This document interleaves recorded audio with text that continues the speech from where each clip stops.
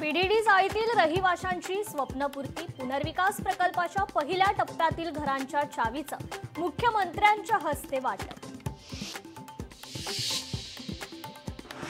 महायुती सरकार आल्यावर पुनर्विकासाला गती, बीडीडी चाळीच्या चावी वाटपाच्या कार्यक्रमात फडणवीस यांचं वक्तव्य।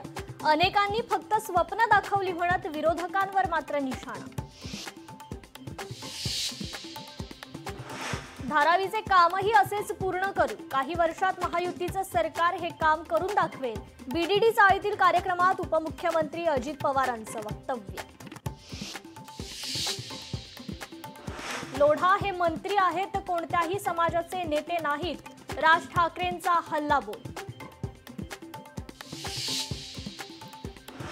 शिवसेना पक्ष आणि चिन्हावर 8 ऑक्टोबरला सुनावणी, पालिका निवडणुकीआधी सुनावणीची ठाकरेंना अपेक्षा, पक्ष आणि चिन्ह कोणाकडे जाणार याकडे लक्ष।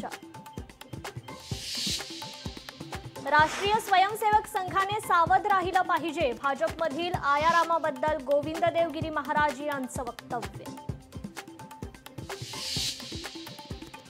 कोस्टल रोडच्या 5.25 किलोमीटर लांबीचे विहार क्षेत्र 4 पादचारी भुयारी मार्गाचं आज लोकार्पण, मुख्यमंत्री देवेंद्र फडणवीसांच्या हस्ते होणार लोकार्पण।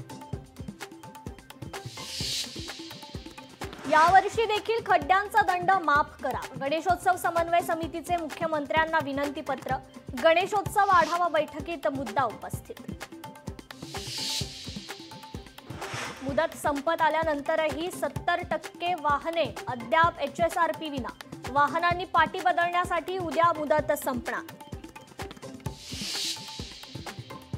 पुढील 3 ते 4 दिवसात पावसाचा जोर वाढण्याचा अंदाज, मुंबई आणि आसपासच्या उपनगरात पहाटेपासूनच पावसाच्या सरी।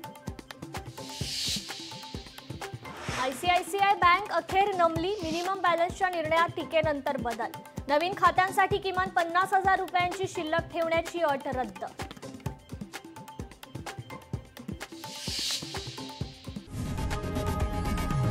लोकशाही मराठी ऐका, पहा, जागरूक रहा।